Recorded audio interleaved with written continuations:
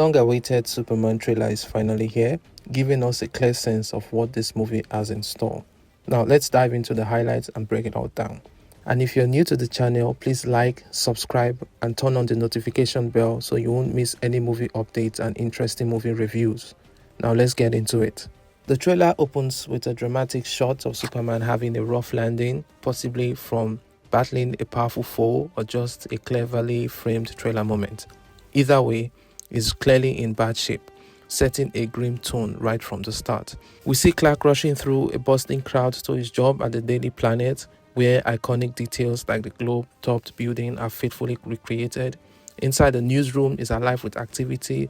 Lois Lane makes her first appearance, coffee in hand, as nude broadcasts play in the background. There is also a humorous moment where Clark is likely snooping at Lois's desk, looking for what, I don't know, only for her to call him out with the classic, "What are you doing, Smallville?" The trailer gives us a glimpse of the Kent farm, which has a fresh design. And of course, each Superman movie or TV show, the Kent farm is always evolving. And here we see a very deep conversation between Clark and obviously his adopted father, which hints at an emotional twist. The trailer didn't really show Clark's adopted mom. You're letting him kill Martha. So her absence is perhaps a deliberate choice to shake things up or to keep us wondering or curious. Enter Krypto the Superdog. It's funny how the canine sidekick is comically accurate and his presence seems to add a little bit of fun, heartwarming touch, but we'll see. I guess James Gunn is going for the Krypto character to make things more appealing to the younger audience. Now, then another interesting part of the trailer, we see Superman saving a young girl from a life-threatening accident. Of course, another reference to James Gunn trying to appeal more to the younger audience with that scene, along with the Krypto scene. So Superman is seen rescuing this young girl, and in a beautifully crafted scene, blending practical effects with CGI.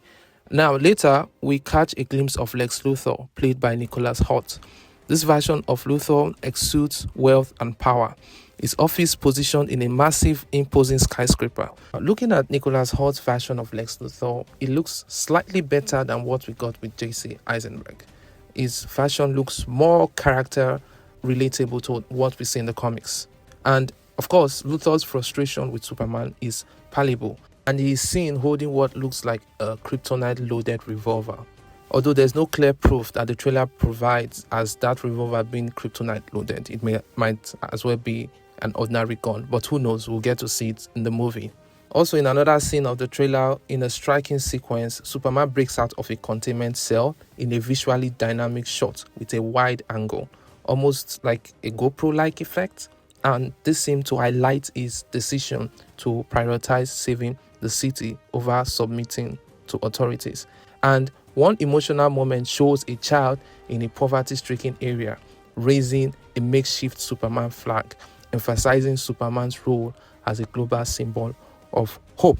From what I can see here, James Gunn is trying to appeal more to the younger audience. And I know I've said this before, but again, I just want to emphasize it because from all these references so far, we don't want a situation whereby adults are watching this and they are leaving the cinema because the whole movie is made for their kids or is made for their teenage brothers or teenage sisters. So I hope the movie is well balanced between the older and the younger demographics. Well, moving on, Nathan Fillion's Guy Gardner character as Green Lantern makes his debut, complete with his infamous bowl haircut, which it looks ridiculous by the way, but we'll get to see more of him in the movie and see if the haircut actually looks good. Now, he uses his power ring to create a force field, while we see Hawkgirl and Metamorpho make brief but exciting appearances. Guy Gardner's Green Lantern making a debut, and we are seeing Hawkgirl. We are also seeing other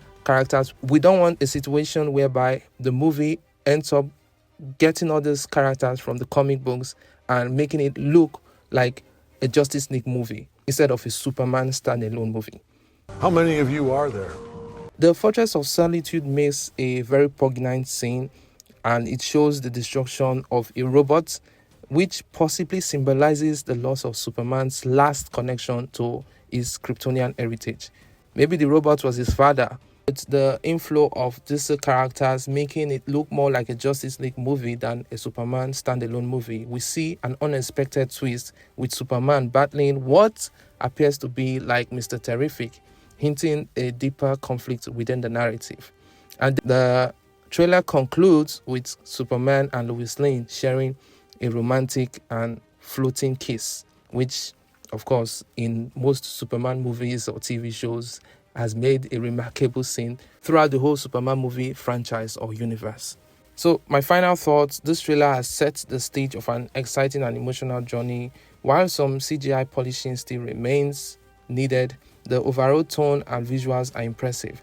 From powerful battles to heartfelt moments, this Superman film seems poised to deliver on all fronts. But my own fear or apprehension about the movie is it shouldn't look like another Justice League movie without any proper character development. So, are you excited for the next trailer and the film release? Let me know in the comments below.